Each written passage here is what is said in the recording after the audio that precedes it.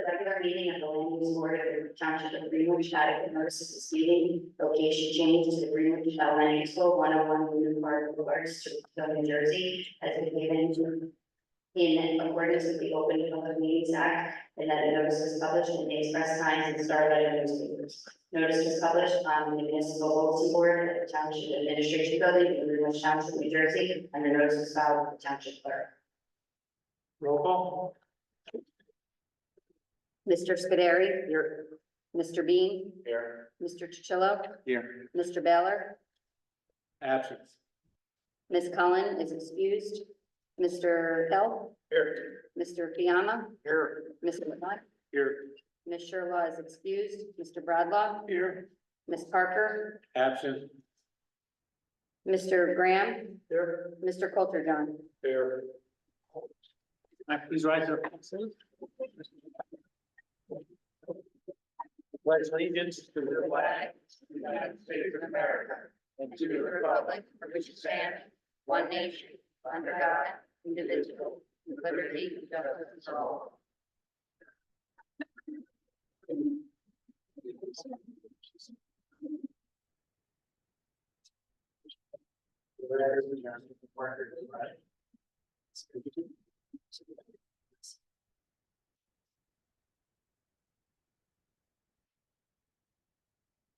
All right, no adoption of resolution needed tonight. Next order of business is for the board, there will be a special land use meeting on June the 5th, 7:30 p.m. in the municipal building. This is so we can adopt our housing element and fair share plan, which is due by, has to be filed with our declaratory judgment action within 48 hours after adoption and no later than June 30th. So that special meeting on June 5th is going to be at the municipal building for the sole purpose of having a hearing without the housing element and fair share plan, assuming that this application does not complete tonight, which if it did, I would stand on my head in the middle of the room, but this will be continued to June 12th. The other application for the car wash that was going to be tonight, but they weren't ready yet. So the June 12th meeting will be split hour and a half for the car wash up first, then an hour and a half to continue the Tinsley application. So again, June 5 special meeting at the municipal building, June 12 back here at the school.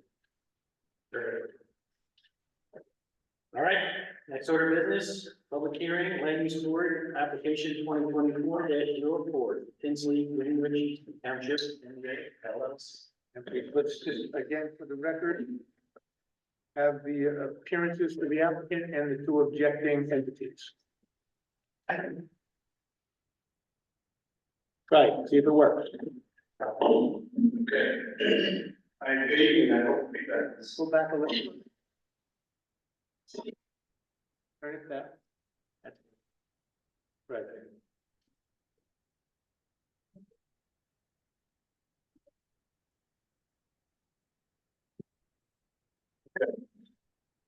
Mike Larry, I'm attorney with Medical Therapy, the Tinsley Greenwich. Can you hand that microphone over to the attorneys over here? Good evening, Stephen Rulenberg, Law Office on Borough, Surrey. John Abbott, law firm in Warren Township, New Jersey, we already have silence preservation ordinance. Okay, so where we left off last time was we were in the middle of cross-examination. We were doing Greenwich Township. Okay, we were doing Greenwich Township residents' questions first. We had 7 of the residents ask questions. We're picking up with Greenwich Township residents only for questions. When they're done, then anyone else who has questions that lives anywhere else other than Greenwich Township will then ask their question. So, who's next to ask? First of all, can you reintroduce your witness who was in the middle of being cross-examined? Yes, my name is John Strine, engineer. He is the site civil engineer. Okay, and I want to hand this microphone to any member of the public who has not had any county resident first. Identify yourself and give your address, and if the questioners can come to the chair in the front row like we did last time, you can either stand or sit, but give them that microphone, please. Yeah, and we all, the name and the address, whether or not you have any permits from the council or you. Okay, just so you know, you're mumbling, you're too close to the mic, you gotta slow down, pull the mic back a little, do it again. I didn't think it was mobile, but I'll try it again.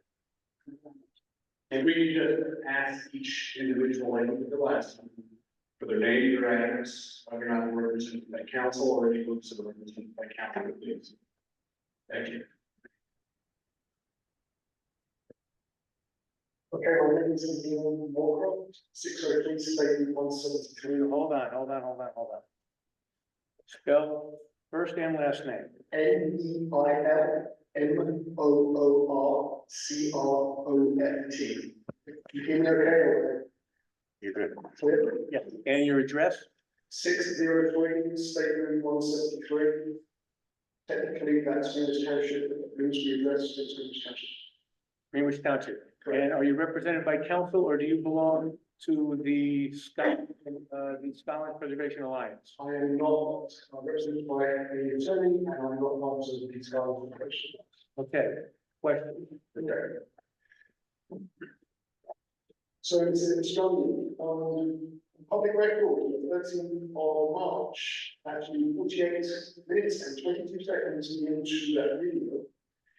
The attorney, Corey said regarding the farmhouse, we did research the building, not listed on any register, could not identify any historic significance to the building. That's a quote. Can you, as the applicant, clarify as to what research has actually performed and supported that statement? Sorry, I know it's being back on the moment. I know, just pull it back a little. There you go. Any better? Go this way. Yeah, Better? yes. There you go, right, yeah, that's perfect. Okay, everyone can hear me? Yep. Yes.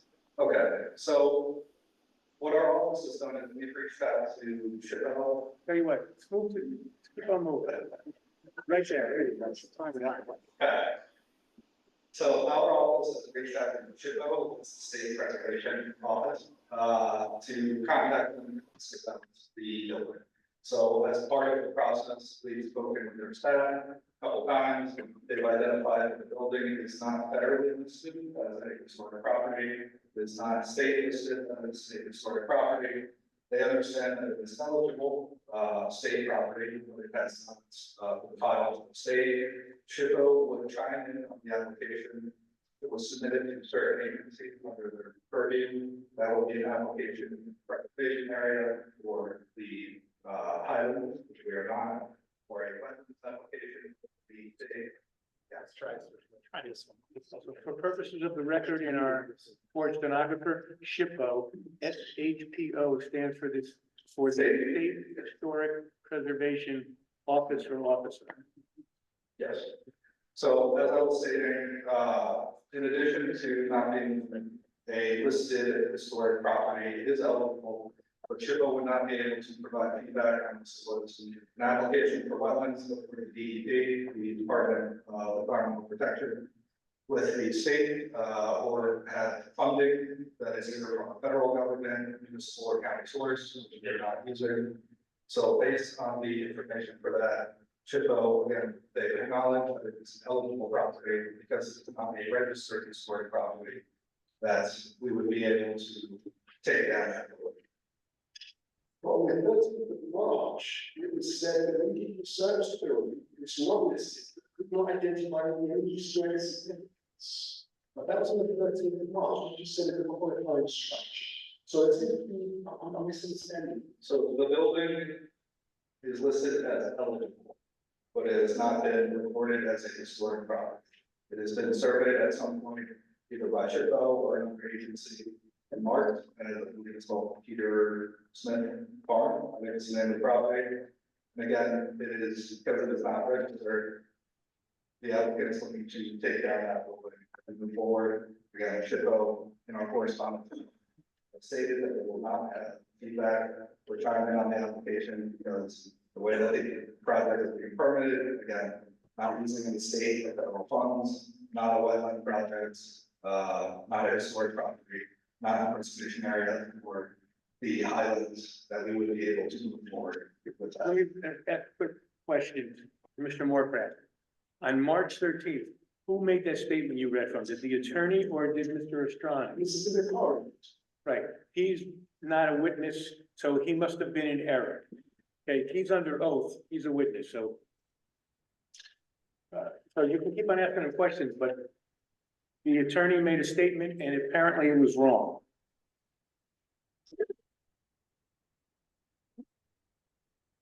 Okay, well, based on Mr. Curran's incorrect statements on the 5th of March, not identifying any historical significance, this statement led to a cascade of discussion points that led to a straw poll of the land use board to a new objection to the demolition of that farmhouse, and ultimately the withdrawal, proposing to reuse that building as offices. Was the possibility of subdividing the warehouse from the larger lot considered? Not preserving the structure while proceeding with the application.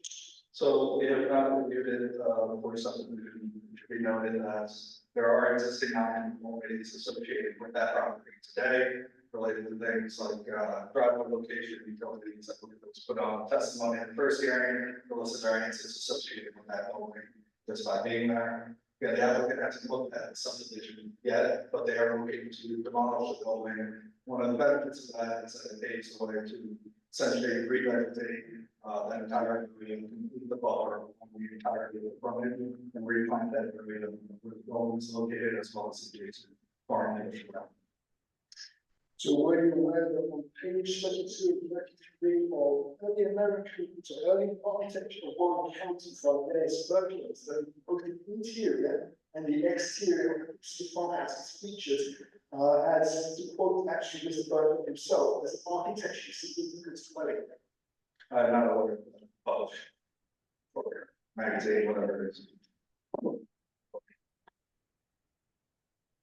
But just for the record, what's the book you asked him about? Don't show it to me, just tell me what it is. Early architecture of Warren County by Dennis Berkeley. And do you happen to know a copyright date on that? 1976. Thank you.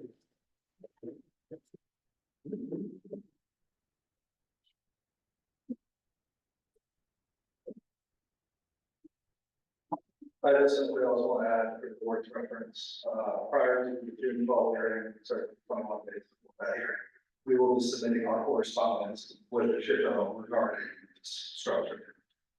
Okay, and when are you gonna submit that? 21 days, the next hearing, which I believe is the 22nd. June 12th. Yes, I'm sorry, yes. 21 days before the June 12 hearing. That might give me my next question. Thank you very much. We have anyone else?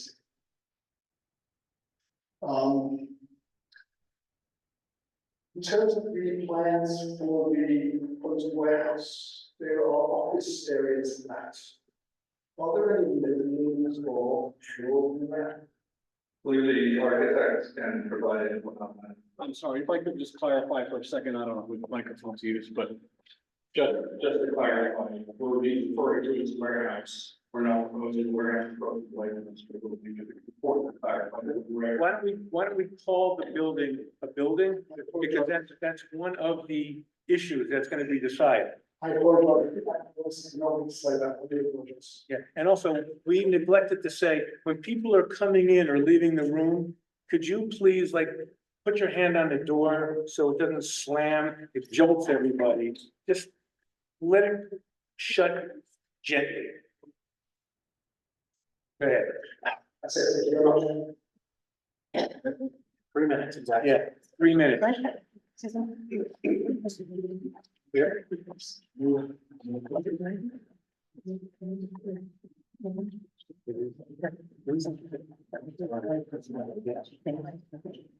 Okay, can you hand off the microphone to the next person? And can you identify yourself for the record? Sure. Ronald Bush. Ronald? Spell your last name? B-U-S. Hold on, I thought we had, Yeah, Myra, last time. yes, we had Myra Bush. Yeah. Related by any chance? We're married. And your address? 604, State Route 173. Okay, Just like, you know, it's a Bloomsbury address, but it's a Greenwich Township. and are you represented by council or do you belong to the Skyline Preservation Alliance? Maybe no on this. Okay. I think you should try it. Okay, try it. Okay, go ahead. Getting older, I can't remember. Not that clear. But, my question is regarding to the, environmental impact statement, that was filed. According to the Greenwich Township Environmental Impact, from 1985, the purpose is to basically protect or address impacts to land, water, solids, air, wildlife, aesthetics, and several other things. The document talks about there's no adverse anticipated. The issue that we have is there's approximately 140 homes that are within 1,000 feet. We just need to verify that that's the case. One of the Okay, so questions, the first question is, would you agree or are you aware that there are approximately 140 homes within 1,000. 1,000 feet of the property? And I'm not familiar with the exact count of properties, it's 7,000 feet. If he's not aware of that. Okay. All right, also in the document, it references there's 14 instances where they use the word residential in the report. But none of discuss the actual impact of residential communities. So here's my question. How do you reconcile the absence of discussion of aesthetics, to the neighborhood character and the EIS? In other words, his question is, he's interpreting. Thank you. The EIS doesn't mention any impact on residences. So why not, and what impacts, if any, would be on residences? That's his question. So taking it one by one through the report, so there are certain categories in the third report. Going through each one of them, for example, this was talked about through my testimony, in regards to wildlife, we do have a letter from. Listen, he's asking you, he's not interested in the wildlife or the wetlands or anything like that. He's saying, why doesn't the EIS have impact on homes? Is it required to have? Not that I'm aware of. So that's his answer on that. And then what impact would this development, in your opinion, have on nearby residences? So this was talked about at the last hearing, but to clarify, so the project site is abutted by a residential strip along the waterway. That land, I will call it approximately 90% of the frontage, is owned by the same property owner that is part of this application. In our prior submission that we made previously, and in our response letter, we have stated that the applicant is willing to deed restrict that land along that frontage. So that's between the road and the river, would be deed restricted so that no development would occur. The remainder residential impacts would be a single home, which is located to the west side of the street frontage. That property is immediately across the street from what I would call a utility building, which has no buffer. What the applicant is doing as part of this application is to prepare a buffer that's not only compliant with the municipal standards, but also enhancing the site immensely. As I stated in my last testimony, we're planting approximately 1,600 additional trees, approximately 15 acres of farmland that is surrounding the development. It's going to be revegetated with native plantings. The idea here is to provide a significant buffer of vegetation, trees, the existing wood line along the road, as well as across the street, being maintained as well. So that provides, a very effective screen for the development from the residences on the other side of the waterway. Now, is the buffer that you just described, is that ordinance compliant or ordinance compliant plus? Ordinance compliance plus. And what's the plus part of it? In other words, what does the ordinance require and what are you doing in addition to what the ordinance So requires? outside of the required buffer, it is 50 feet, from the road frontage, and we're also providing it, though we don't need to, along the side lot lines up to the building face. The farmland between that buffer and the first drive aisle of the building is being revegetated, along with all the farmland outside of the development proper on the project site. Again, approximately 15 acres seeded with a native meadow mix, and it will be allowed to restore to a native meadow condition. Go ahead. Next question I have is, we're in the assessment. We have that to the north. Bloomsbury. Historic district from the proposed demolition of the Peter Smith farmhouse. I'm sorry, could you repeat that? The impacts of the development of the structure and the historic district? Yes, on the barn. Yes, so I'll just bring this back to the question that the prior gentleman had. Again, we've been in discussions with Chippewa to remove the structure. And based on that discussion, it looks like we're moving forward with that. We even had discussions with them of simply planting and landscaping the front of that property to the best that we can, while keeping that structure. And in the correspondence that will be submitted to the board, received feedback from Chippewa that basically states that they believe that would take away from the character of the structure, if we just kind of buffer in front of it, and they would rather prefer, like, it essentially doesn't add value to that home, and that if that's the case, it should just be removed at that point. So again, you're going to remove that structure and the improvements around it, and you're going to revegetate that area, and plant trees along that front end. I'll call it right now, there's a gap in the mature wood line where the front yard and that driveway is for that home. We are going to revegetate and replant trees along that frontage to provide a continuous landscape buffer along the frontage of the site, except at the proposed site garage.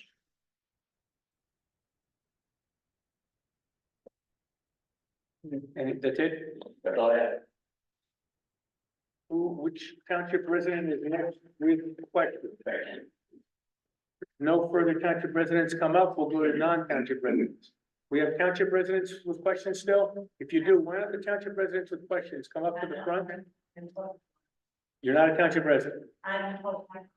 Okay, Greenwich Township. Any more Greenwich Township people with questions? Okay, so now let's open it up. Who's a Greenwich Township resident with a question? Okay, apparently there's no Greenwich Township residents with any more questions, and now it's opened up to any resident of anywhere. Come on up. We're gonna ask you the same question. Your name, your address, what municipality you're from, and I'm gonna ask you if you're represented by council or if you're a member of the Skyline Preservation Alliance. So what's your name? Good evening, my name is Neil Metter, Neil M-E-I-L, Metter, M-E-A-D-O-R, 94 Brunswick Ave, Bloomsbury. And are you represented? I am not a member of the Skyline Council, and I am not being represented at this time. My question is about a potential oversight in your environmental impact assessment. Specifically, how the unique geography of the site may amplify and project noise into a large number of Bloomsbury residences. I'll explain briefly and then conclude with a clear question. The proposed building site is situated on the south-facing slope of a narrow valley with the Musconetcong River at the bottom. The opposite north-facing slope is home to Bloomsbury's most densely populated neighborhood, including Brunswick Ave and Main Street, which sit at roughly the same elevation as the proposed building and site. The plans provided show that the driveway across the front of the proposed building is approximately 500 feet from the residences on the north side of Brunswick Avenue, scaling your own plans. That's well within direct line of sight and direct acoustic range. For perspective, That's about the same distance from the mid-level seats on one side of MetLife Stadium to the mid-level seats on the other side at the 50-yard line, just to put it in perspective. During some of the recent soil testing at the site, I was working in my yard at 94 Brunswick, and I could clearly see and hear the excavator across the valley, the engine, the clanking bucket, the hydraulic line, all of it clearly audible. Anyone familiar with valley acoustics knows this isn't unusual. Sound travels easily. So get to your question is, I'm getting there. So the first point that I'm making that leads to the question, but you're not supposed to be making a point. You're supposed to be asking a question. So let's turn it into. here it comes. What source level are you designing for? For especially for trucks ascending or descending the front driveway? And where the submitted plans, was any analysis of cross valley noise propagation and the reflective effects of your retaining walls in the face of the building itself, which directs sound right towards the opposing slope of Bloomsbury? Do you understand the question? It's an error. If I may just make a simple objection to the form of the question, it was so compound, Okay. it was difficult for anyone. I understand, but I asked him, did he understand the question? I understand, still have an objection, and then you can ask him again, if you understand it. No, you're not supposed to object before I find out. If he says I don't understand, then make your objection. You can't object and tell him why he should say he doesn't understand. Did you understand what the question, yes or no? Give him the microphone. Whether or not he understands the question, make an objection as to the form of the question. Let him answer first. Let him answer first. We're not getting floor, that's the form of the question. Did you understand the question? Now, what's your objection? My objection is the form of the question. Okay, what's wrong with Compound, it's compound understanding. compound? So if there's a compound question, if the witness doesn't understand it, then I would advise the chair to sustain the objection and ask him to restate it. But the witness said he understood it. Well, So what's your next objection? We're assuming he understands it. Hopefully he does. We'll find It's out. very confident. Maybe he didn't. That's the point of the objection, because it wasn't a proper question. Okay, I'm not trying to get into an argument. Sounds like it. I'm allowed to make objections. It's not true. I know that You're absolutely allowed to Okay. object. My advice to the chair is, because the witness said he thinks he understands the question, I say you should overrule the objection and let him take a crack at it, and then if it becomes obvious that he doesn't understand it, then we'll make him restate the question. That's my advice. I'm not sure overruled. Okay, so can you give him the microphone so we can take a crack at it? I did not ask the witness not to answer the question. This is simply making an objection for the record, Okay. which we have this stenographer here taking notes, so that the objection is clearly stated in the record. If you can answer the question, certainly ask him to do that. Thank you. I feel like this is gonna be disappointing after all that, but as I testified to previously, I'm not an acoustics expert, and I did not conduct an acoustic study as part of this project. In other words, his answer is, he doesn't He know. doesn't know. He understood the question, but But he he doesn't doesn't know know the the answer. That's right. Next Okay. question. And that's my question. Okay, That thank is you. my question. Thank you very much. Who's next? Come on up. Come on up. Thank you. You're gonna have a microphone. State your name, please. Elizabeth Hoyt, HOYT. I have restored 140-year-old. Whoa. Address? Sorry. 196 Mount Joy Road, Mount Joy Road. Where's that located? Alpha, ALPHA. Okay. Also Cohasset Township, also Phillipsburg. Thank you. Okay. You're a resident of all three of those places? No, the house is in those three towns. The mailing district was Phillipsburg. It is now Alpha. I'm not, we don't, That's all. we're not interested in the mailing district. What municipality is that? Alpha. Located in Alpha or Cohasset? It's Cohasset, but mail, I'm confused. I don't know. Cohasset Township is on off of Route 627, 4/10 of a mile from the Muskinec home. You're located in Cohasset. Thank you. Okay. May Are I you just- represented by council or No. are you a member of the Skylands No. Preservation Alliance? No, Okay, go ahead, ask your question. in response to Neil Mogroff's question to you, he asked you about the Peter Smith farm.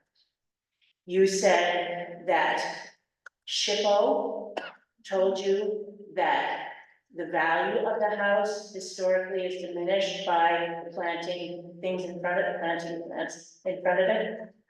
Is that what you just said? That is correct. So the way that we explain it to Bo, and again, the public and the board will see the correspondence. This Right, can I make a suggestion? They're gonna be he says he's gonna be submitting a letter from I have SHPO. another question. Right, Go ahead. I understand. The letter from SHPO is presumably gonna say whatever it says, but go ahead. Correct. I mean, I was just gonna simply summarize that component in the letter where SHPO was basically opining to be reiterated a couple options. Could we keep the structure? Could we take it down? If we kept it, could we put a landscape buffer that's compliant with the municipal ordinance, screen it with trees, et cetera. They basically said, not that it would diminish the value, but basically hiding it from it. So that in that sense, you know, it's almost like the house is there. So to take it down from there, is just going to hide it from the frontage. Oh, may I, continue that? So they were saying that, that would be hiding. So obviously it has some aesthetic value, they don't want to, let me finish what I'm saying. Obviously, it might have some aesthetic value if they don't want you to hide it with plantings. Second, you said that it is eligible for historic registry.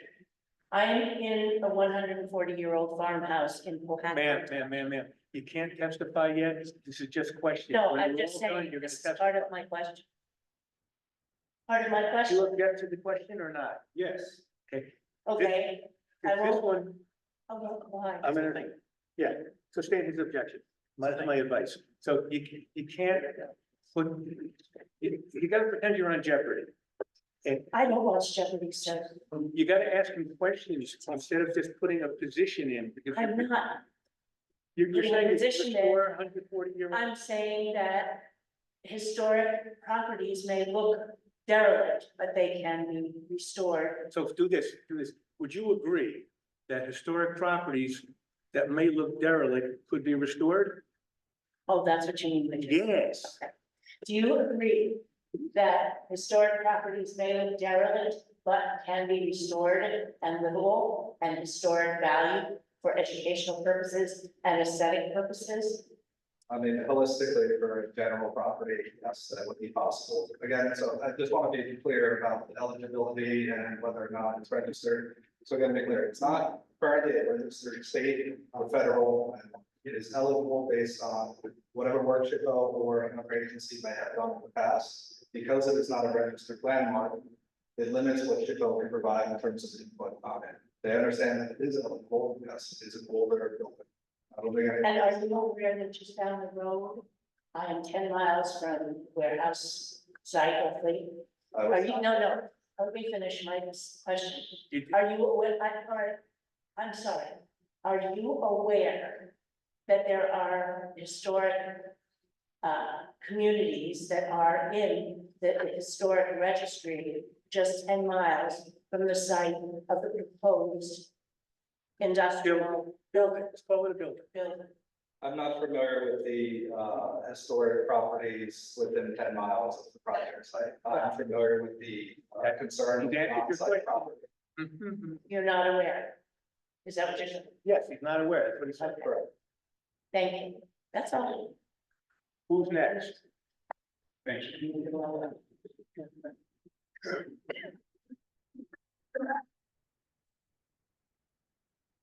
Hello, You identify yourself? Kimberly Wenzel, Spell that. please. Wentzel. I'm at 66 Brunswick Avenue, Wilkes-Barre. I also own the lot 4222, block 17, that is in the 200-foot radius. You also own a lot within 200 feet. Yes. Along West Connect River. Okay, are you represented by council or are you a member of the Skyline No, I am Preservation not. Alliance? I am not, Okay, Right, I'm a little nervous.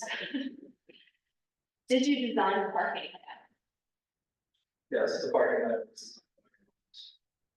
How many car and van parking spaces are there? I'm just gonna offer an attribute to my partner.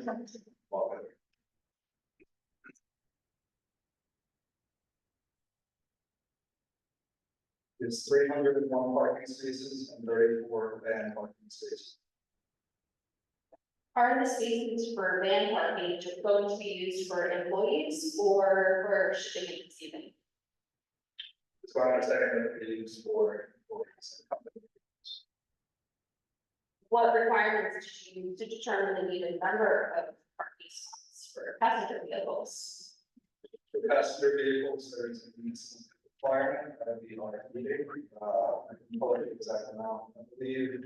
I stated in prior testimony that the amount of parking that we're proposing is just enough to be compliant per code. And that's if the board wishes the applicant to reduce the number of parking further, it will require a variance. You know, the applicant is looking not to add any more variances to the property.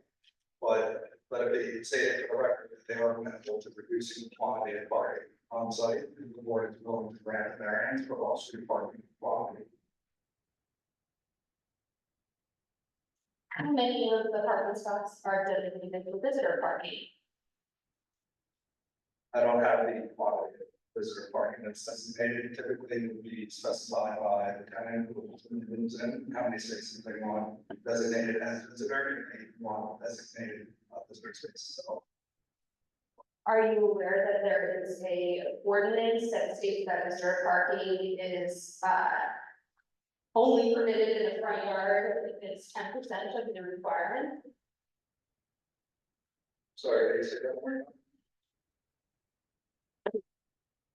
Are you aware that visitor parking spots are only permitted in the front yard if they are less than 10% of the requirement? I was unaware. do you know that the ordinance section you're referring to? I have it here. It's down.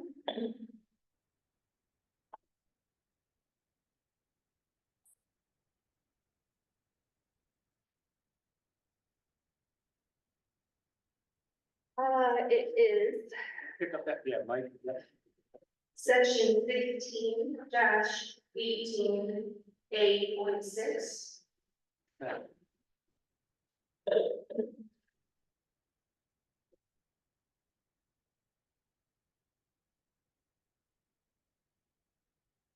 They're gonna look at the ordinance section. Sure. We're also gonna look at the ordinance section. Stump the band on that.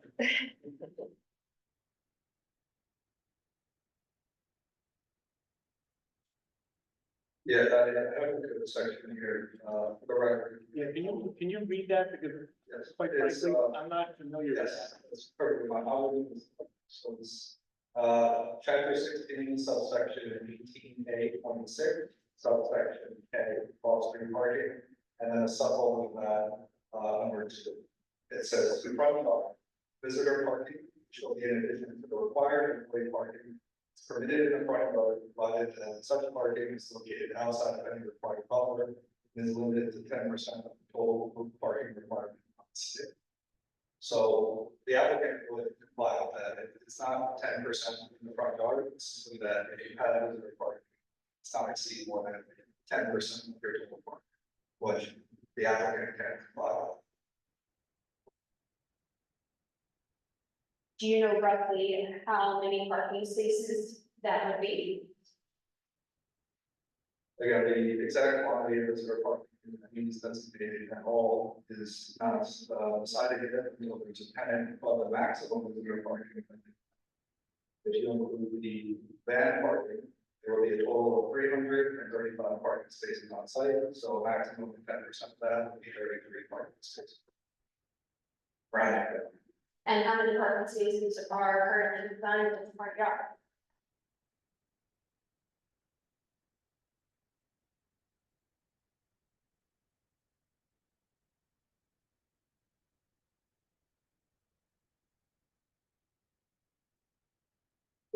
looking at the exact number, not real quick, it's approximately 100. I had 180.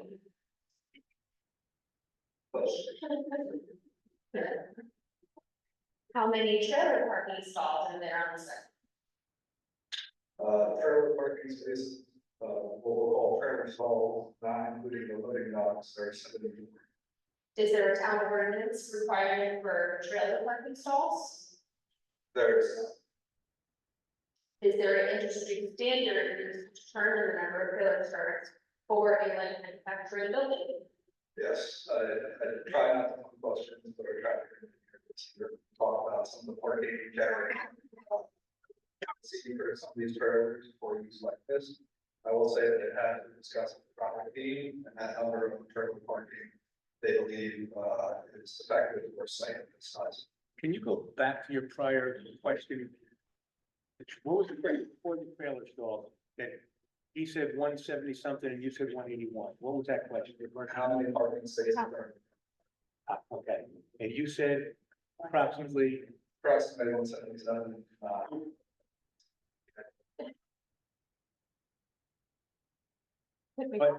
that's fine, but you haven't designated any of those spaces in the front yard as visitor spaces Correct. yet, is that correct? Correct. And you testified that the applicant intends to comply with that ordinance provision? That is correct. I'm gonna ask our professionals, Kendra and Bryce, just the visitor spaces have to be in the front, or can they be other places? You don't have to answer that now, but that's gonna be a question for you guys. Keep on going.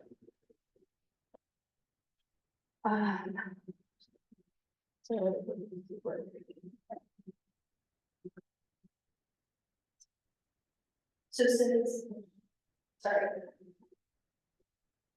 I want to repeat the last question because there were some other questions afterwards. Yep. So you said there was an industry standard for the number of trailer stalls? Yes, And without the exact. Put it this way, there's an industry standard, he doesn't know it, they have a traffic engineer who will describe it, is that correct? That is correct. That's what he said. Okay. How many loading docks are there? There are 18 loading docks. And is there a standard for loading docks? It will be my same answer for that. Which is, That is, that our traffic review testimony on the number of loading docks for events. and he will also testify whether or not there's an industry standard. That is appropriate for light industrial uses. Yeah. Is there a town ordinance for how many loading docks for manufacturing buildings? I don't believe so. I think the town may have a requirement for big spaces, generally speaking, but for a specific loading docks, no. There is an ordinance for loading docks allowed in the chart. Let's have the ordinance number.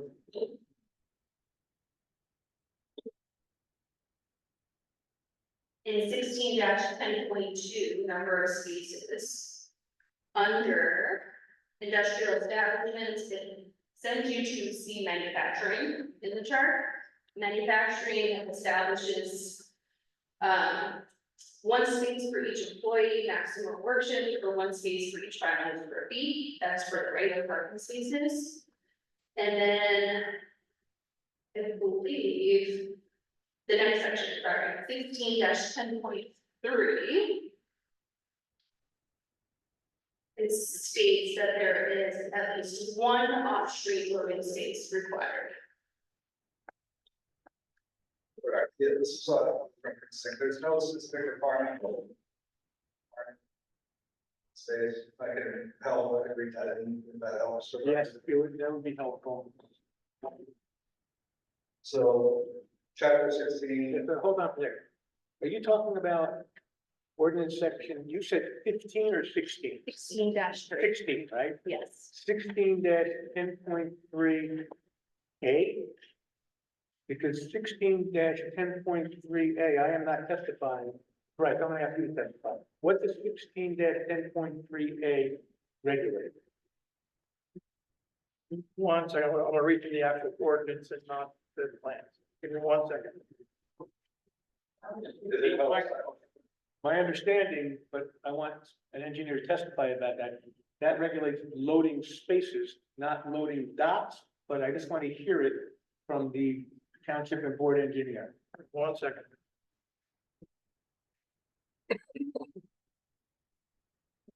Let's hope I confirm it out, actually.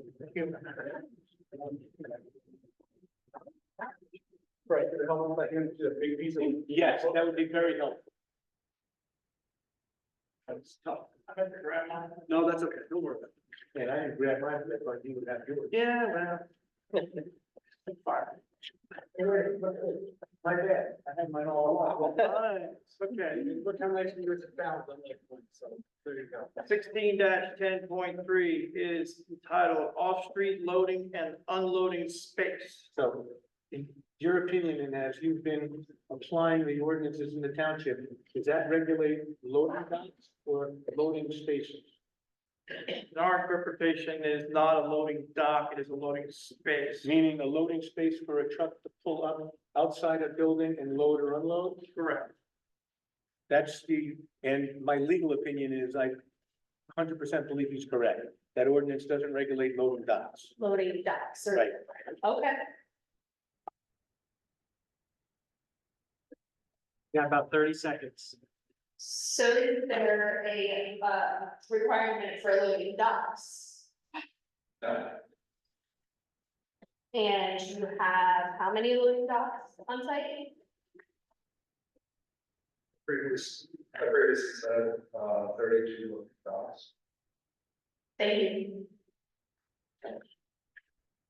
Okay. Who is coming up next with questions?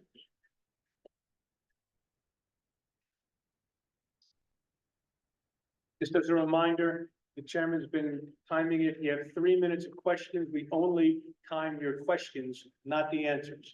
So press a pause, start, pause, start, pause, start. Can you identify yourself for the record? Damian Wenzel, Can you spell- DANIAN, WENTZEO. 66 Brunswick Avenue, Bloomsbury. No affiliations, no recommendation. Okay, thank you. I just want to note to the record, they were both have the same name with the same actors. So we're asking the same question, the same house. Okay, I assume that you're related to the other person? It's not like, And in my opinion, whether it's a partner or wife, husband, each person under the MLUL is entitled to ask questions. The family unit is not limited. I'll ask quick questions. Go ahead.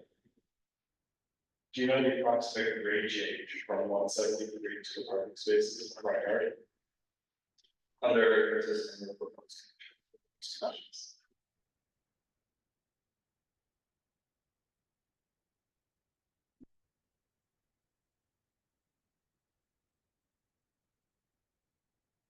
I'm going to refer to sheet 7, or to the site plan sheet, grading plan.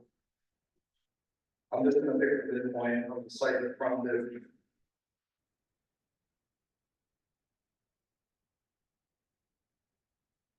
The grade along the road is approximately 275, 274. Grade of the parking spaces is approximately 316, 317, depending on the area. So again, checking on that. Approximately 31. Approximately how many? 31. Okay, 31 up or 31 down? 31. 35. All right, close. The tree that proposed in the front yard, what is the average height during time planting?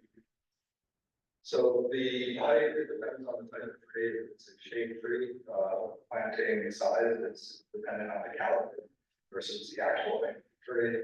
I can give you some approximate numbers, that were provided by our landscaping reference. I do not have the specific heights of trees that are out there today before it was.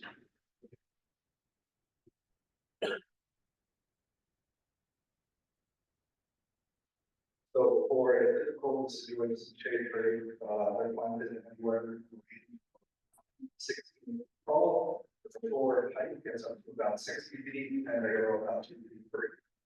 I'll also note that in addition, so this is a multi-stage buffer, so in addition to the much more wooded area along from the site, we are planting shade trees and evergreen trees behind those trees, and we're actually continuing that planting as you go up, including on top of the retaining wall in between the parking spaces.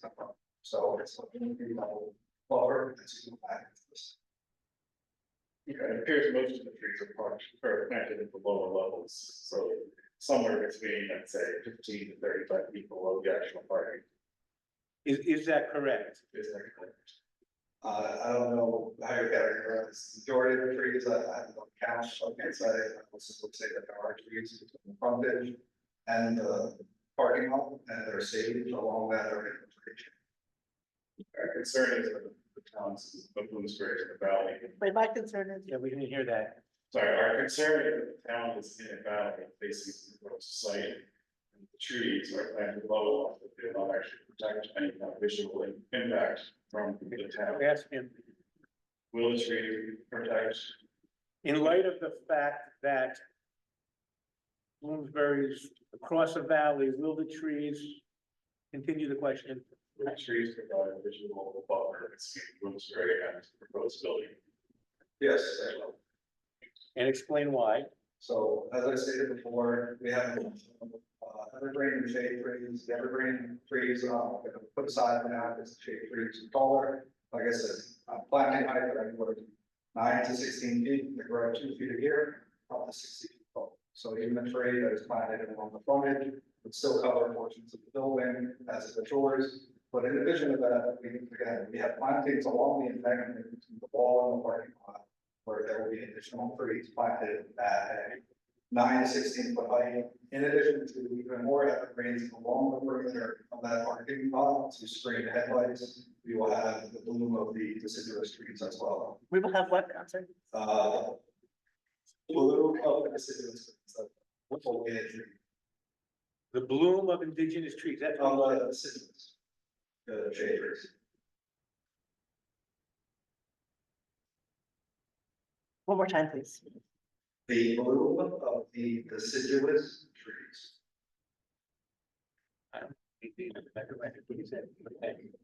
Usually with shade trees, they expand, so it's the upper area of the tree that has foliage and there's other ones.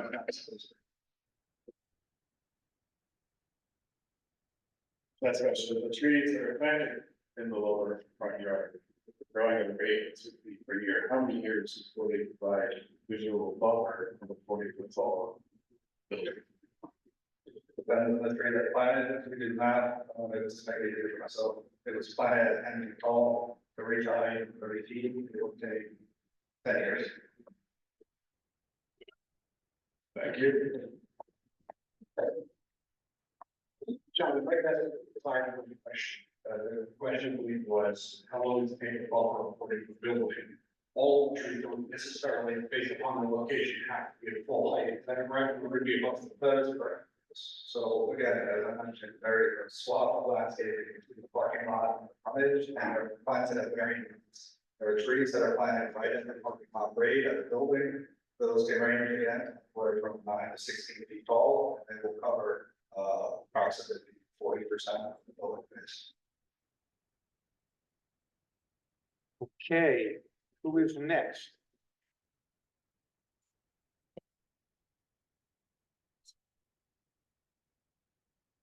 Bjorn Landry. Can you spell your first? Yeah, sure.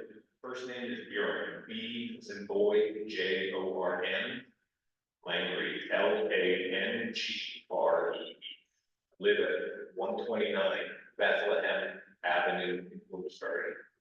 I don't have any affiliations. I am not represented by council. Okay. Currently, there is a 6 to 8 foot shoulder on the north side of Highway 173, continuously from the Fort Paws playground to the driveway of the existing house and beyond the street. Frequently cyclists, sometimes whole clubs of them, use this shoulder. The proposed design eliminates the shoulder and brings the guardrail to the traffic edge. What about people who will be cycling past the site? It seems to create a dangerous condition for them, and I don't think that's what anybody wants. So why can't a bypass be constructed for the cyclists just inside the new guardrail or some other accommodation? We have our traffic, so specified to the offsite regulations. He's saying that, right, they have a traffic expert that will address that. Traffic experts address cyclists. Okay. Yep. It's okay, I never, got it. generally on these sort of things, when it comes to, road improvements, the traffic engineer tells the civil engineer what to draw. He draws it, but he's not gonna have the expertise to answer the question about safety or anything like that, the traffic expert will. So here's the maximum slope, running slope, of the driveway on the south side of the building. Proposed, Do you know what do you say, driveway, do you mean entering the site, or the loops around the site, or? you enter the site, you take a left, and you grind up a incline. And what is the slope of that? The maximum slope of that incline? I can tell you the maximum slope that we use for design, for those runways, 8%. How many percent? 8%. Related term, it works out probably just under an inch per car. 8%, got it. Would a truck need to shift gears to accommodate this slope? I'm not aware of that, but hopefully our traffic engineer can outline. Thank you. Traffic, we have. Yes. Thank you. Why is the driveway across the front of the plant constructed with a flat in the middle? Why not a gentler slope along the full length? So a climbing truck would not have to contend with a slope of flatness. So is that a civil matter or is that again based on track? Matters. I mean, it's a combination of items, grade on site, as I testified before, we are trying to essentially go from the roadway, drive connection up to the full thing, in as efficient manner as possible, understanding the truck traffic. As well as considerations like work volumes, retaining wall heights and things of that nature. So we believe that 8% slope is acceptable for truck traffic. And what that does is it allows the retaining wall in front of the site to be minimized. To be what? Minimize. Minimized, yes.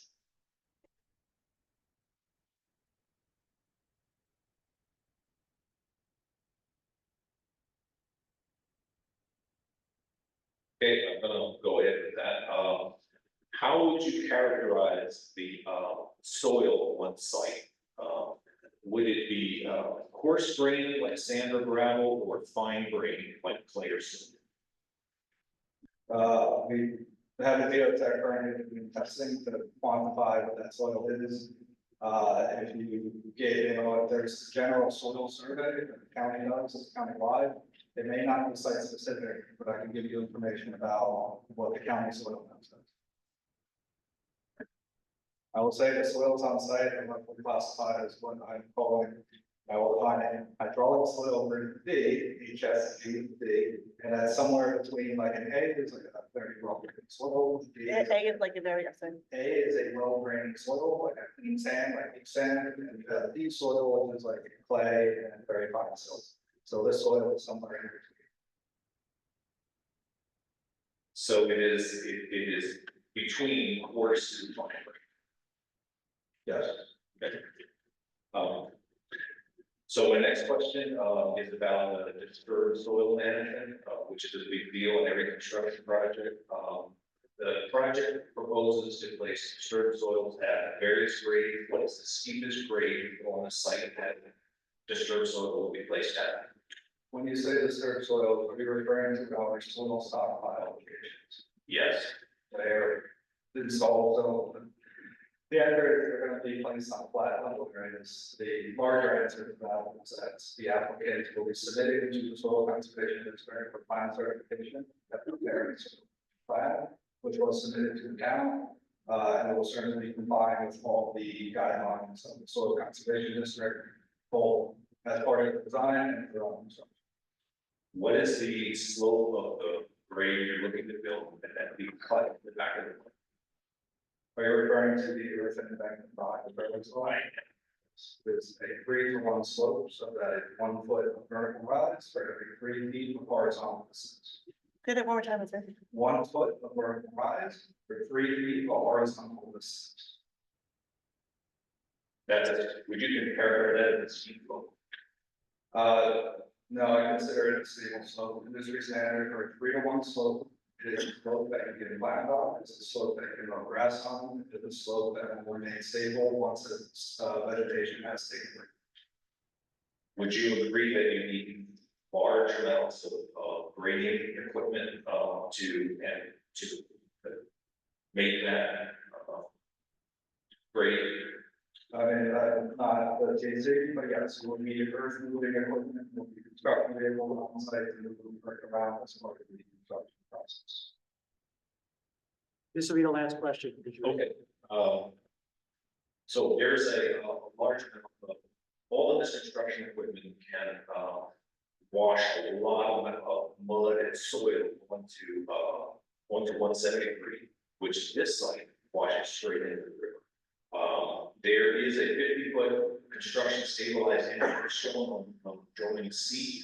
And the 50-foot is minimal, and it should be 100 feet if it was line grade. So would you agree that it should be 100 feet if the soil was fine grain? That's Yes, So what are you referring to specifically? the construction stabilized entrance is now 50 feet. The concern is tracking dirt. You asked, would the applicant be willing to increase the size of the tracking pad? Yes, From I 50 mean, feet to the 100? extent that's necessary, again, the soil erosion district will review it to make sure that we're complying with all the standards, including the installation of the tracking pad. There's no dirt set tracked out. There are also ongoing pavement snows that are part of the certification that we get, including the street sweeping and everything on the database. So you're taking guidance from the soil conservation district. They have a set of regulations, they have a manual. All right, thank you. Thank you. Okay, who is next? I am. No, you already asked questions of this witness. Mr. Chair, I assume that you're letting people come up for 1 up to 3 minute question of each witness, is that correct? Sir, you made me forget my question last time, and I never got to ask. I apologize if that happened, but I'd like if to we ask- let you, then we have to let everybody, and we set a rule to try to move this thing along, that each person has 3 minutes worth of questions for each witness. It's up to the chair. Yeah, so you're gonna recognize the questions or not? Okay, you're not gonna be recognized for questions. Anyone else want to ask questions of this witness? Come on up.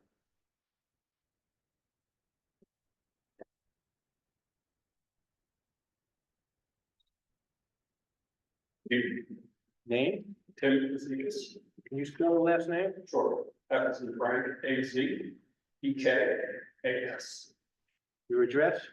1952, Wagner Drive, Easton, Pennsylvania. Do you own, yeah, do you own property anywhere near the site? Do not, I grew up in Hall Township. You have a problem with this person asking questions? I don't have a problem with asking questions, provided they ask them on behalf of themselves, not the entity that you're affiliated. Correct. And no, I don't have a problem with them asking a question.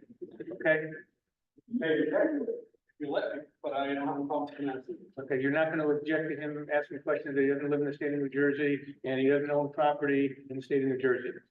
You have a problem with it, you can object to it. Oh, no, I don't have a problem with it, you don't have a problem with it. Go ahead. No affiliation. Okay.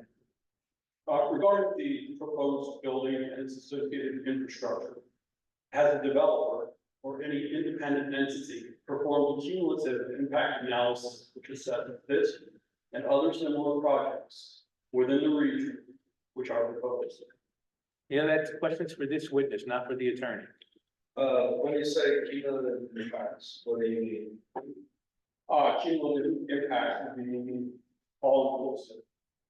Has this individual project been looked at with a larger scope of other projects in the area that are being proposed. Is that required in Pennsylvania? That is, what we call a, regional land use question. And I believe, you know, when we're looking at two states that are adjacent and a greater area, that Listen, there's no objection to the question, so go ahead, if you can answer. I mean, the answer is we look at the impacts for this project. We have not done a regional development study or have we referred it. okay, so this hasn't been part of any larger regional. This does develop. Were you asking this as part of another project, or are you asking this as part of? An independent study. No, I'm not familiar with what that would be. Okay, so this wasn't by any party that wasn't weighed in on a larger, you know, regional plan. So land use in the Jersey, we're not going into, we are subject to the county land use board. We are subject to the Department of Environmental Protection at the state level. We're subject to the Department of Transportation at the state level, as well as the Soil Conservation District, which is county, generally speaking, city. So there's a few different, I call them governments, permit certification outside of the land use board, which the applicant has to obtain as a condition of any board action. Understood, sure, and as we all know, you know, this. I think impacts his this project. answer was that, Yeah. you said, did you do a regional impact analysis? He said no. Right, but it also crosses counties. The impact crosses. If you have another question, just go ahead, you ask the question. I think he answered the question. Okay, great. I appreciate it. Thank you. Thank you. Anyone else with questions?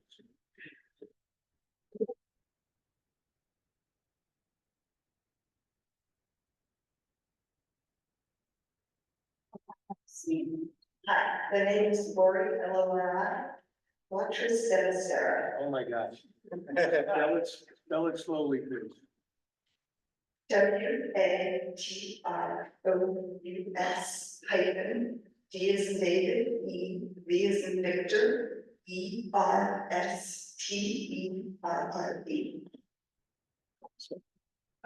Okay, address? No, 320 Little York Pattenberg Road, And what municipality is that located? Milford. That's the name, I guess. Okay, Milford in Alexander Township. Hunterdon County. Yes. Okay. Are you represented by council or do you belong to the Skylands Preservation Alliance? No, I did not. Okay, No, I didn't. go ahead. All right, on the plan, sidewalks and curbs are omitted on Route 173, and I believe there's an ordinance for that. Could you tell us why? Sure, we did talk about this a little bit at the beginning of my testimony, and we went through the zoning. There is a municipal requirement to install curbs and sidewalks along the roadway. In our case, our roadway is under DOT state jurisdiction because it's the highway. And we have corresponded with the DOT and traffic engineer. You can speak to that, about them not following curbs and sidewalks, along our. Also, when we were talking about, I believe there's a guide road that's being removed. And is all the existing guide road along 173 being removed? I can actually answer part of this. I'll say, again, I'm traffic engineer, concerned with if I'm wrong, or second, the existing guy, I don't want to be removed or those improvements, so they will be replacing it with the proposed guy rail, so there will still be guy rail all the time. Okay, so, does this demolition and, removing the guide road and everything along there, actually going to extend into removing some of the existing wooded land along there? And basically, how far back along the wooded disturbances they want. The exact road lighting, I can try to answer it if you want.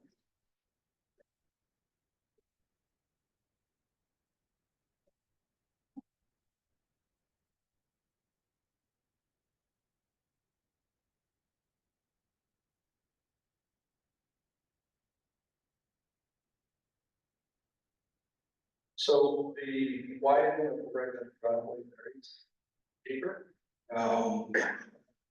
The paper starts roughly in the middle of the site, and then it widens out to approximately 8 feet. I try to finish it, but you know, more exactly, it's 35. but it's approximately 8 feet. Okay.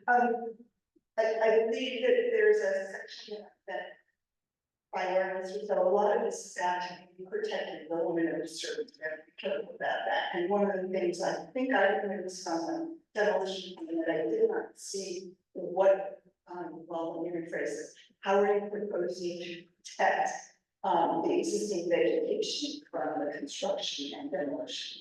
So any portion of the site that is not proposed to be disturbed for development, will be staked out. There was a gentleman here talking about solar erosion, so some of the delineation techniques they use, one of which is a silt fence, it's a silt barrier. If there are trees involved, you can certainly install what's called tree protection fencing as well around those wooded areas to delineate those areas as to remain during construction. Okay, and can I just, and I don't know if this is a proper question to ask or not, but would those things be marked on your plans, so we're aware that they would be implemented? Yes, so on the soil erosion plan, I fill the limits of the barriers. And when I was looking at that, it's very hard to see what kinds of materials you would use to put in those places. If you look at the soil erosion plan, one of the next sheets is the soil erosion detail, where you can see details of the barriers that were placed. Okay, thanks. You answered my question. My other question was, we're gonna do all this disturbance, why couldn't we curves if you all have to raise the traffic? Thank you very much. Okay. Anyone else with questions? I see one last person standing. My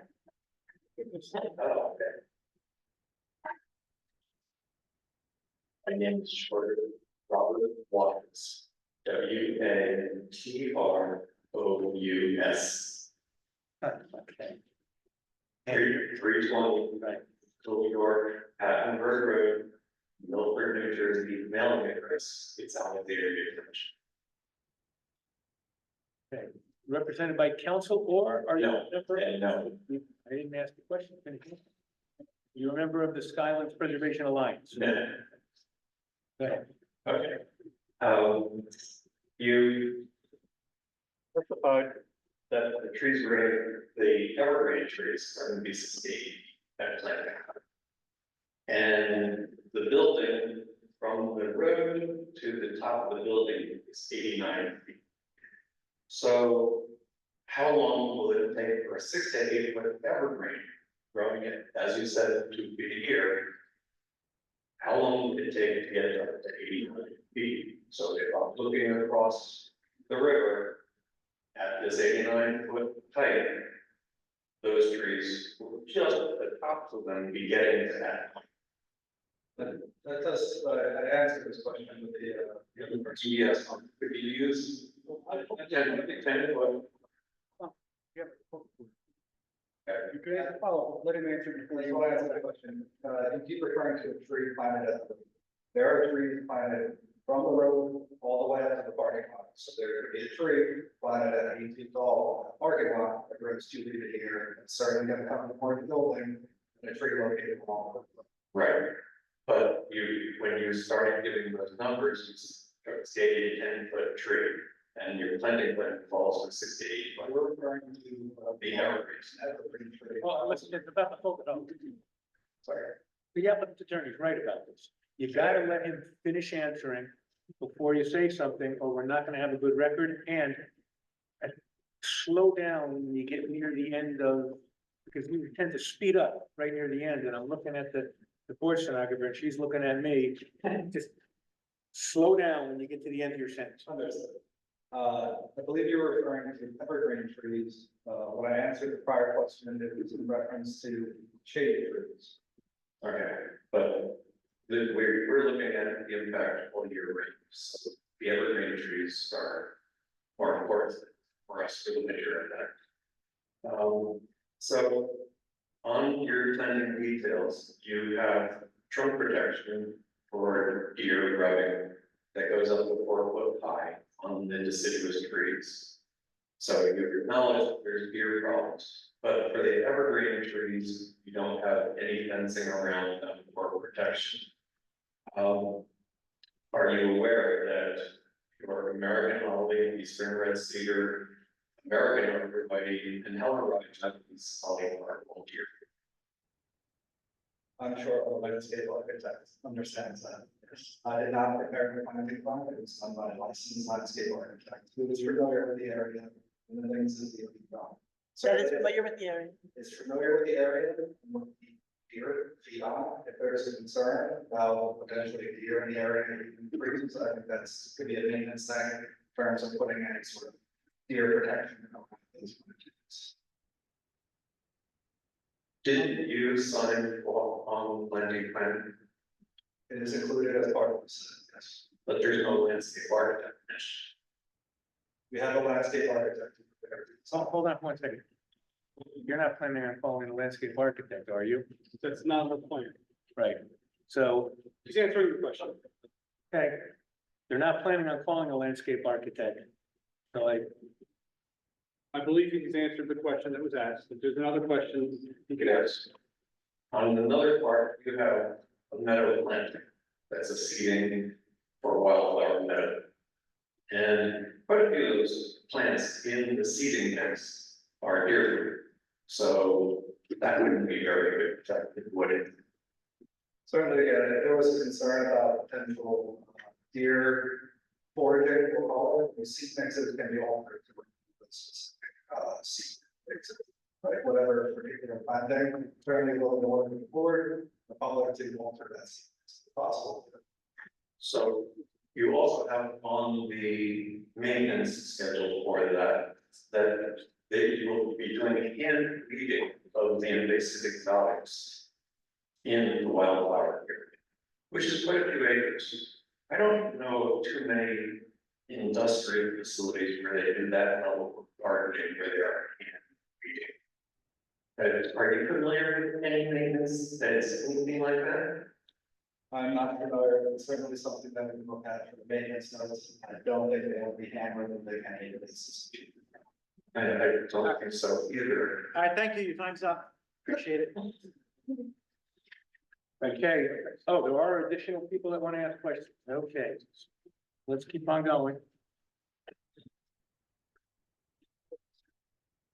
Mark Carrick, CARRICK, 58 Main Street. Woodbury. And are you No affiliation, no council. represented by council or a member of the? Okay, go ahead.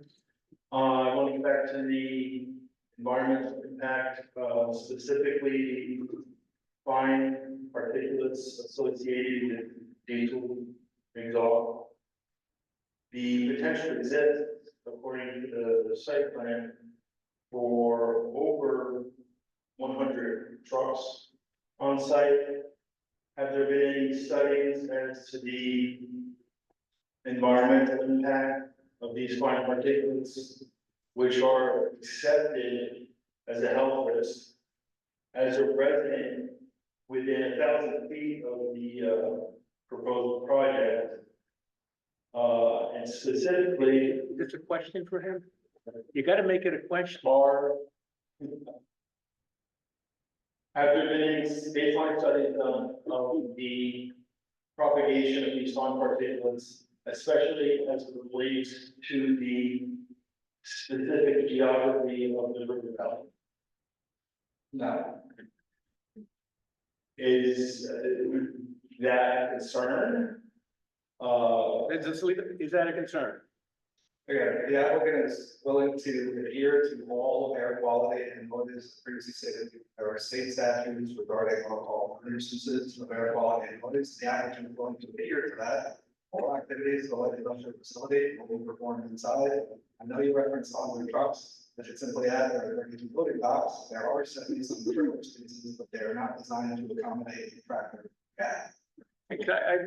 I know there's no objection and so you can ask your questions, but that issue is subject to DEP.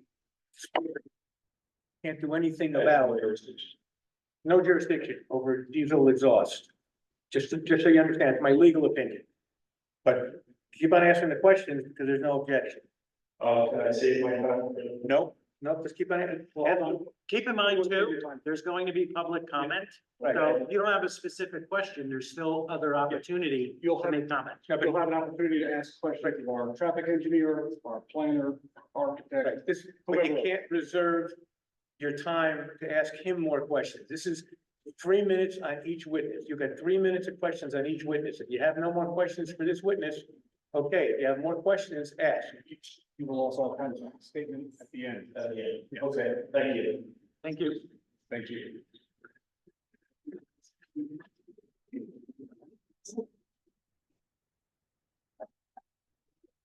Hello, my name is Marty Carrick, and as in Mary, A-R-E, last name C-A-R-C-K, 58 Main Street, Bloomsbury.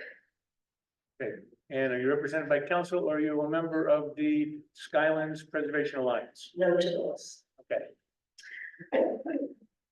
So, keeping with the Jeopardy, would it be reasonable to say that the site design includes a seafront driveway, retaining walls, and a large structure oriented parallel to the river? Is that accurate? I would not classify the driveway as steep, but there is a retaining wall, and there is a building, that is oriented the wide side towards the river front. How about fairly steep for someone steep?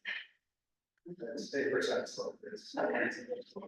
And is it also reasonable to assume, that once the site is equalized, that there's going to be truck loading and nighttime operation noises projected from the site? As previously stated, the applicants will comply with the hours of operation mandated by the municipality. I'm not asking that hours of operation is not noise, that there is going to be noise generated from the site. Well, you 24/7 you're asking about or anytime? Anytime. There's going to be noise, correct? There will be activity on site and the operation. Okay. Right hours of operation, there will be activity on site. Okay, so there's gonna be noise. So there's nothing in the submitted application, noise model, topographic sound simulation, or field measurement data. And the distance from Bloomsbury is about 500 feet, and the steep valley and its hard surfaces, and hard surfaces reflect sand. Would you agree that is an accurate statement of physics? That hard surfaces reflect sound? You're asking the service to reflect sound, the answer is yes. I will also say again, certainly not going to reflect it, but as I stated before, I'm not an acoustics expert, I'm not performing an acoustic study, I cannot testify to acoustics. Okay, I just want to, on March 13, 2025, according to my notes, the first time he testified, he's not an acoustics expert, and he testified that the applicant's going to comply with the New Jersey State Noise Code, which is found at NJAC 7:29-1. And then he repeated that at the last hearing session, and he's saying it again tonight. okay, so I would just like to put my question on record, can I? Yeah, question, absolutely. Okay, so the question is going to be to the engineer. Has your team conducted or commissioned an acoustic impact study that specifically models truck and site noise propagation across the valley, including the effect of terrain, structural orientation, and reflective surfaces? No. Right, I don't see how without that, the public report could, make a decision. That's a statement you Okay, have to wait on. Is there any other question? I'm done, thank you.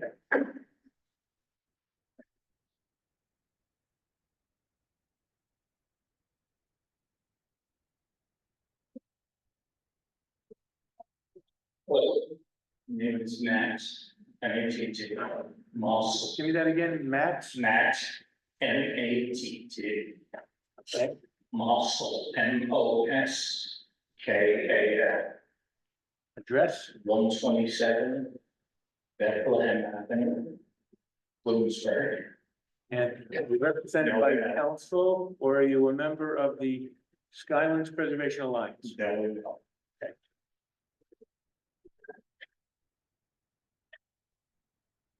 Go for it. Okay, the front of the property, there is a retaining wall holding back the roughly 32% slope of soil. Is there a cross-section design drawing anywhere in the plans showing the final version to hold back that soil? This was discussed at the prior hearing, the geotech engineer has indicated to provide schematic cross sections for the board's review. It will not be certainly final construction plans, they can see at a level of detail, and we submitted to the building department of construction. It will outline the type of material of the wall, the reinforcement method, et cetera, to get the idea of how the wall will be constructed, that's feasible, and what it looks like. Yeah. And that will be provided in the subsequent submission to the board. And allegedly, you had made a comment at a previous meeting that industrial waste from the proposed facility would be disposed of in the sanitary sewer. Is that correct? I don't believe that's correct. I'm going to talk about industrial waste, so we know, refer to industrial waste as a light industrial facility. It's not producing that type of waste material product. There will be nothing, the only thing coming to the sanitary sewer is an on-site septic facility will be from the bathrooms and typical uses of the building. Okay, good enough. Thank you. Thank you.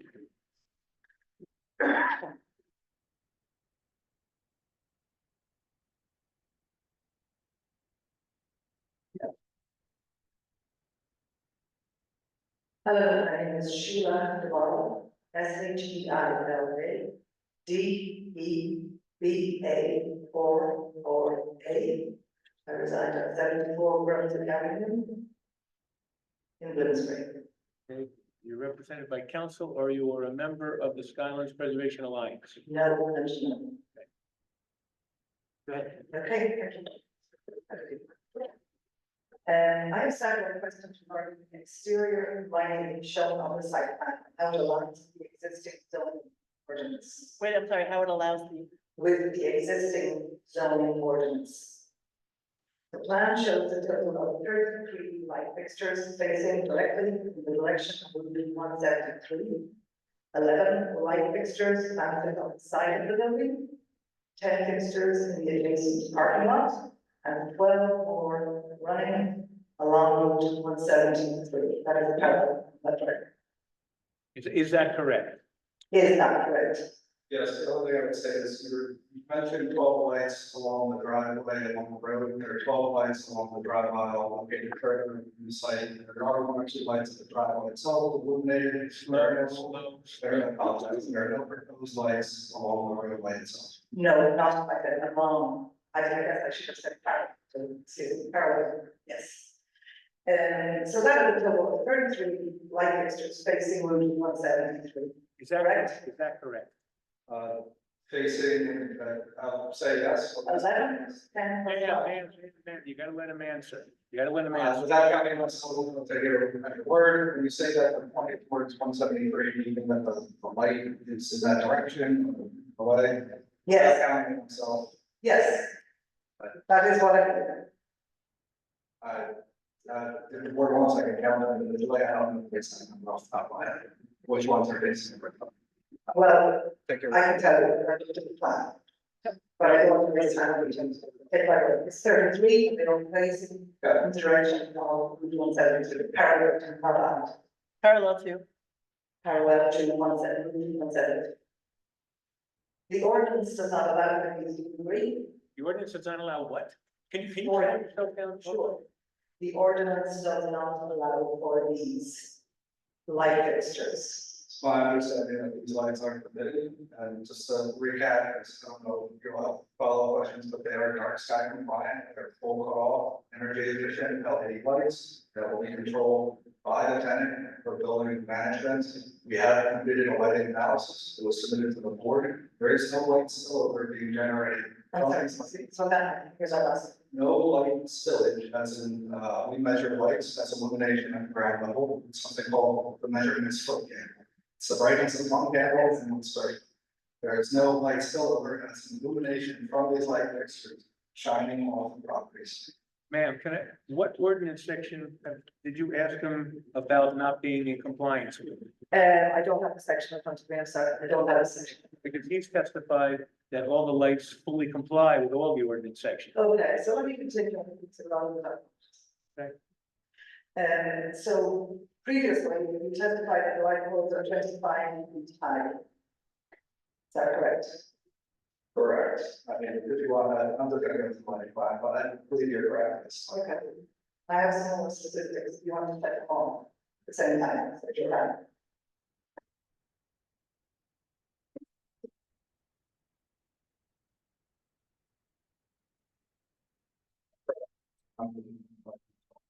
The finished first floor of the building is at an elevation of 330 feet.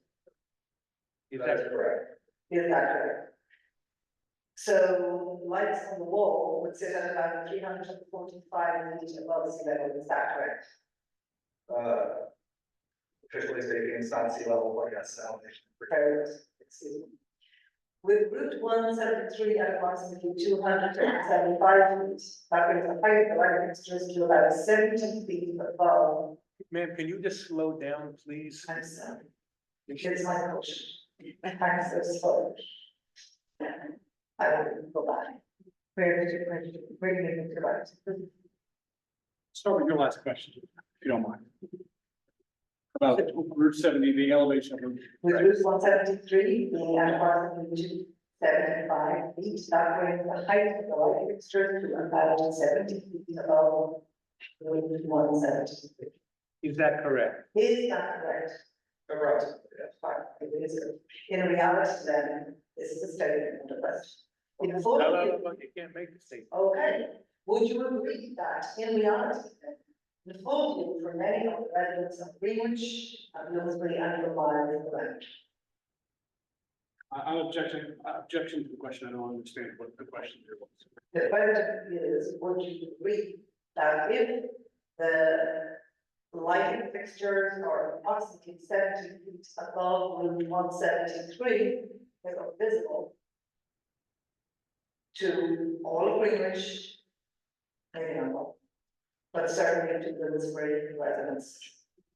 I can't say for sure, you know, we say that in a lighting analysis, we submitted a lighting plan, there is no light spillover, as in these fixtures, do not illuminate anything on the property site. Do you mean the light fixtures are not up 70 degrees, 70 feet? No, the illumination generated by the light fixtures, does not illuminate the land outside of the property. So you think it's fine with the water? I think it's apples and oranges. I think what she's trying to ask us to cut through it is assuming that it's a shoebox fixture, the light's going down, so there's no light spillage on the ground. Her question is, if someone was driving by on the road, for example, or lived across the valley or on the other side of the road, if the light fixture is that high, especially like if it was a foggy night, would you see light coming from the fixture? That's what she wants to know.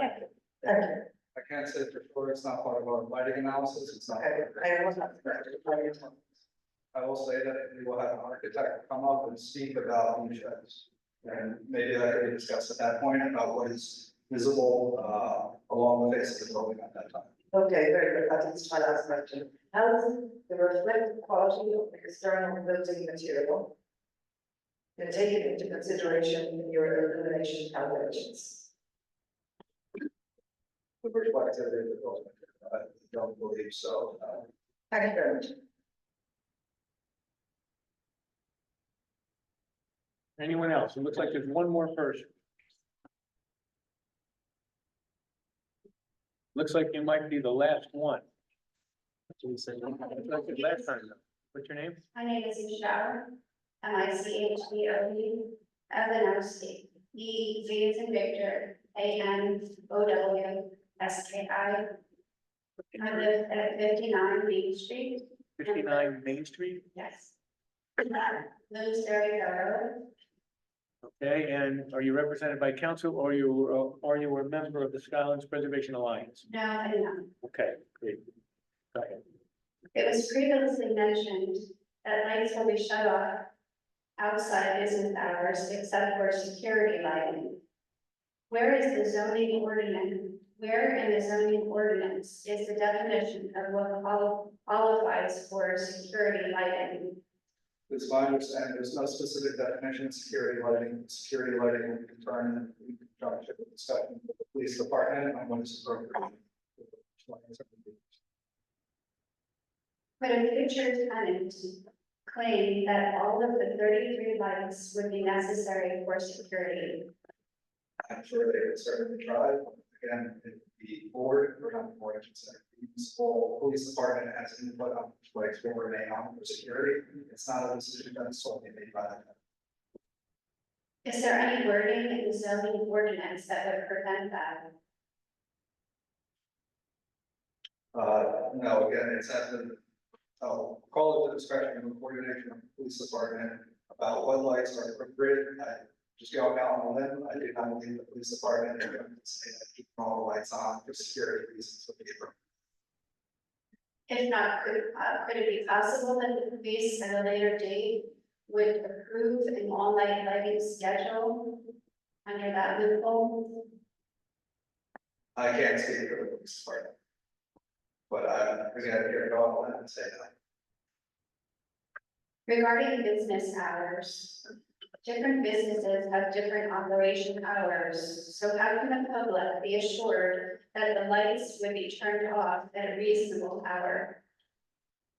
There are a set range of hours of operation that the county code specifies.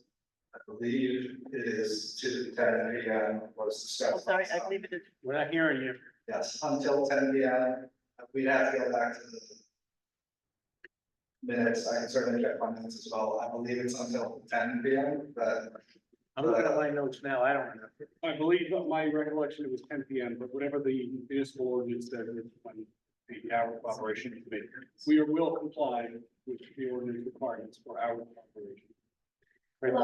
Local residents already have to deal with the waste station, making audible lights and sounds at unreasonable hours. Due to the nature of the topography, sound travels to Bloomsbury town and around, as well as light. In summary, my final question, what specific limitations are being placed by design or by agreement on the quantity, hours of operation, and classification of exterior lighting on the Route 173 side of the building? so as a condition of any board approval, should they act on it? One of the conditions, and certainly Mr. Miller stated something else regarding the hours of operation, which are per municipal code. And then once the board, if they act to approve this, they would have an improved lighting plan. That lighting plan would have to be adhered to during construction, number of poles being constructed, the height of lights, type of lights, and certainly municipality during the construction phase will be inspecting those fixtures to make sure everything's installed for the plan. And finally, what mechanisms exist to prevent full-scale, all-night lighting from being justified as necessary security use in the future? I think you guys explained already, and I want to say that, again, it's in conjunction with the police department. I cannot speak for the police department, again, go to go and say that they did not approve of all the lights being on for security reasons. Thank you. Oh, it does appear to be another person, so come on up.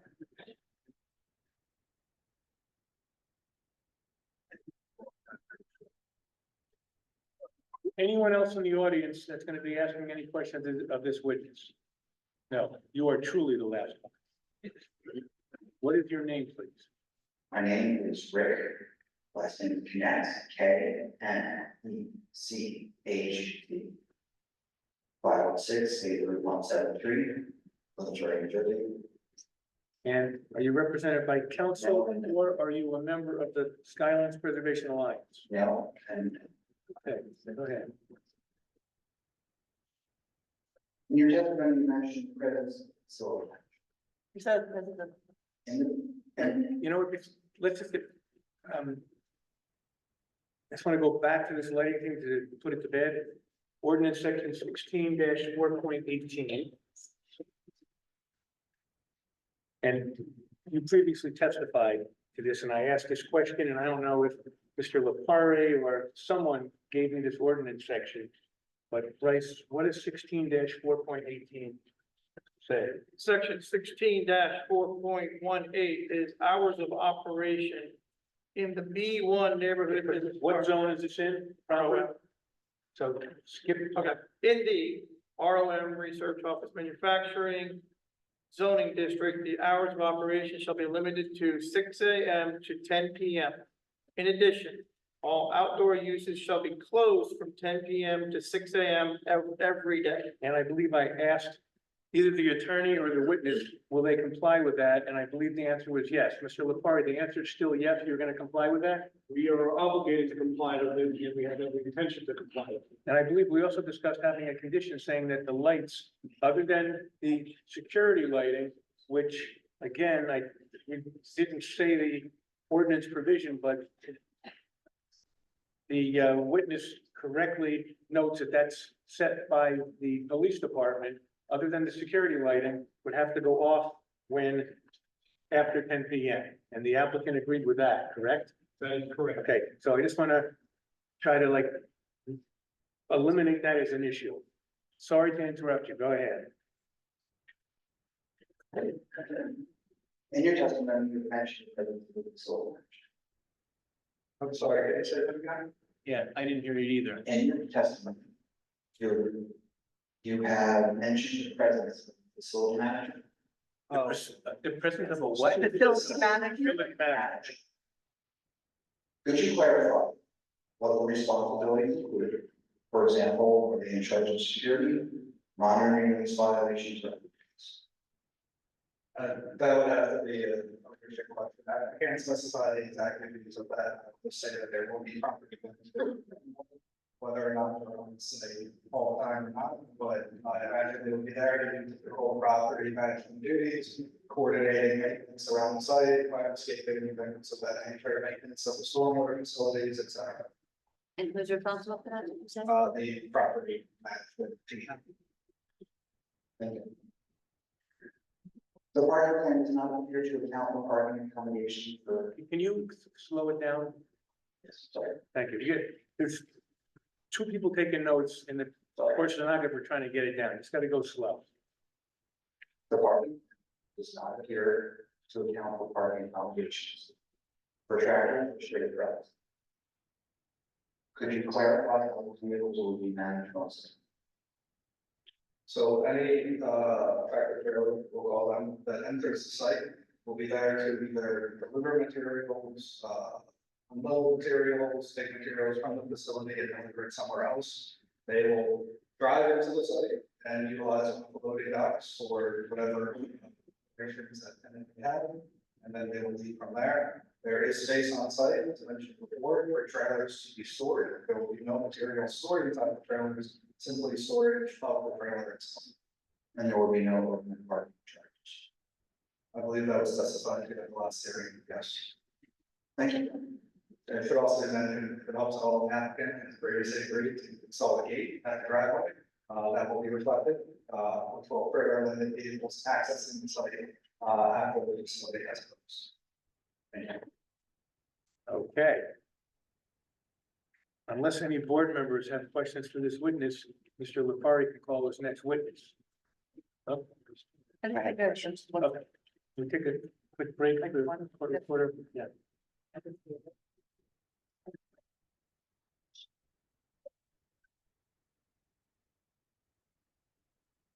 You take another minute.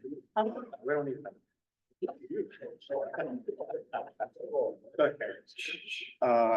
As the board's liaison to our environmental committee, some questions have been forwarded through. Can you, Allow- is it Mike? Hold on. I can hear you. You want mine? No, hold on.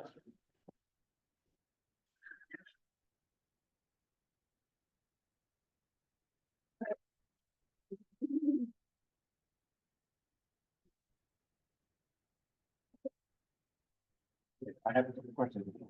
Yeah, Okay, scratch that statement. I'm asking my own questions.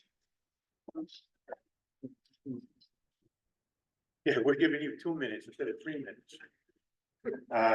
There's been mention of updated reports. Or things that they. Can you, keep it closer? Sorry. updated, reports from professionals for things like, stormwater management, environmental impact. I believe it's not updated reports. I believe they're gonna be submitting updated stormwater management plan, updated plans. Are there gonna be updated reports with them? Or just the plan? So, you know, we're gonna hear from our experts, we're gonna put feedback on the board, and then there will be another resubmission that will reflect some of the things that we agreed upon, including an updated stormwater management report to, Mr. Doty. And just for the record, so everyone in the public and the board knows, once they submit those, at least 21 days before the next hearing session, presumably the board planner and the board engineer are gonna review them, do a report, and then they're gonna have someone testify about them. And whoever testifies about them is gonna be subject to questions and cross-examination on those new things, not on stuff that they already testified about. Is that correct, Mr. Mayor? Okay. There was a comment earlier, you made it, that's, you said reducing the parking required areas. Could you explain why that? Sure, so per code, there is a minimum, quantity of off-street parking that is required for any use. And for our particular use, I don't have the exact required number, but we are either at that, or just above it. The applicants in discussions with the project team has noted that we can reduce the parking further because they believe that they can still have a successful development, reducing the parking underneath the required amount if the board is willing to grant the variance, which, you know, would have the benefit of, aside from less parking spaces, less impervious, there'd be more green space on site. That is something that the applicant is willing to do, but they don't want to do it outright because it would not comply with the town code. I'll tell you what. Bryce.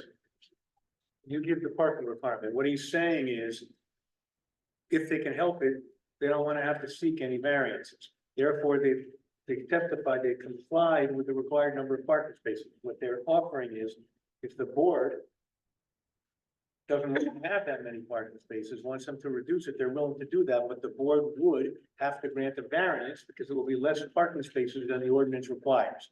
That's what he's saying, and that's a correct statement of the law and the ordinance. So reducing the parking without variance would also require reducing the impervious. Will also require reducing. The impervious coverage. Yeah, if you reduce parking, it would also reduce impervious coverage, but to reduce the parking, they need a variance. And again, not to state it again, but I will, they're willing to reduce the number of parking spaces. Mr. Lepari, am I correct? Yes, you are correct. What the applicant believes is excess parking. What we would prefer is not to put excess parking, excess impervious coverage. However, in order to do that, as Mr. Drill stated, and as Mr. Estrani stated, it would require a variance from the minimum parking requirements pursuant to your ordinance. We don't want to come and ask for more variances or any variances that we don't think are absolutely necessary. If the board felt that it would like us to reduce the parking, we would be happy to do so, but we would ask that the board would have to make that determination, not us. Because as you can see, there are some members of the public here who are looking for reasons to challenge our plan, and we don't need to give them a reason unnecessarily. Although we do think it would be a benefit to the town and to the applicants, or the application, if we were to reduce them. Okay. Thank you. One more.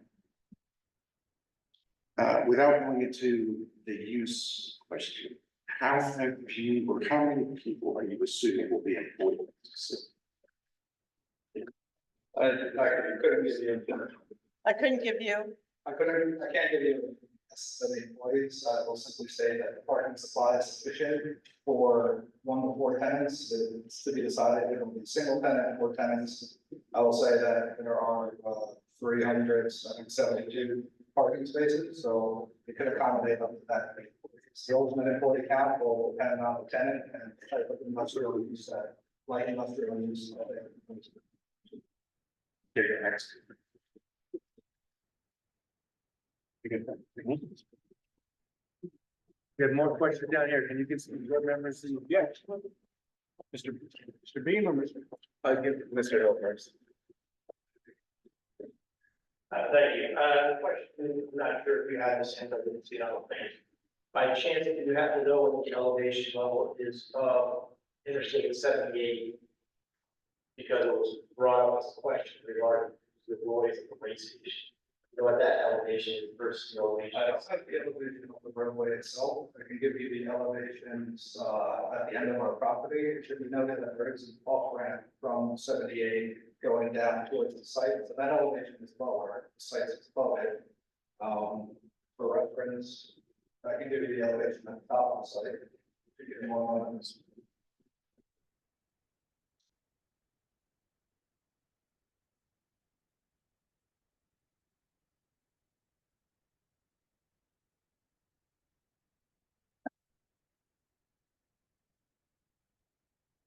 And actually, without having to look up that exact, I could rephrase my question.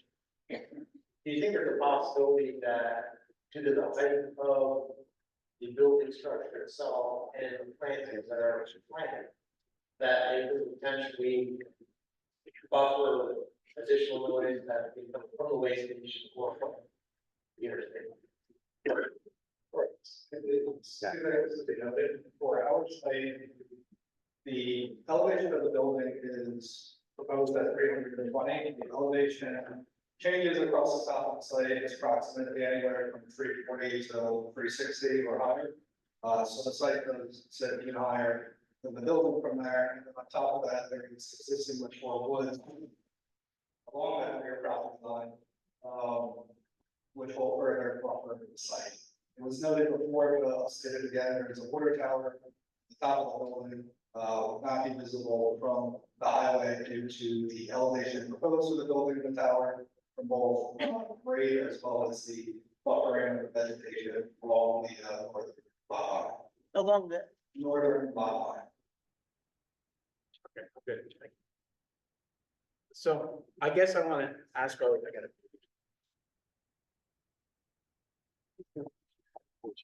I guess my question is gonna initially be to our attorney. The applicant has already stated that to meet our parking code and ordinance that they got, they're more than willing to reduce.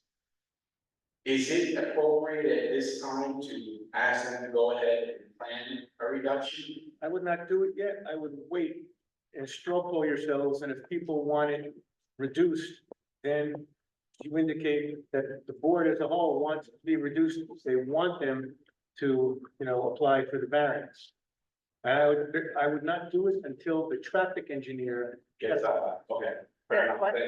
Until their traffic engineer testifies, I would not request them to reduce parking spaces until their traffic engineer testifies.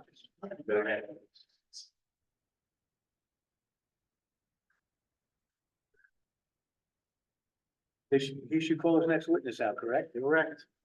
So, Mr. Lepari, we have about 35 minutes, so. Oh, 10:30. We have an hour. We have an hour. Yeah.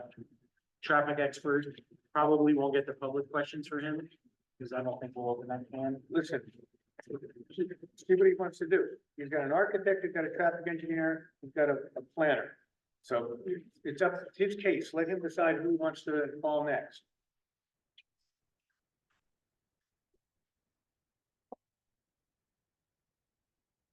You should definitely use your hour. All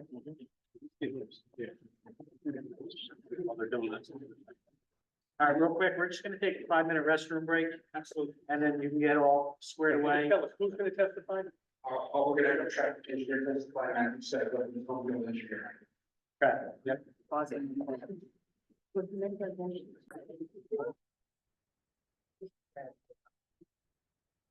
Are we back in session or are we recording? We're recording. No, we,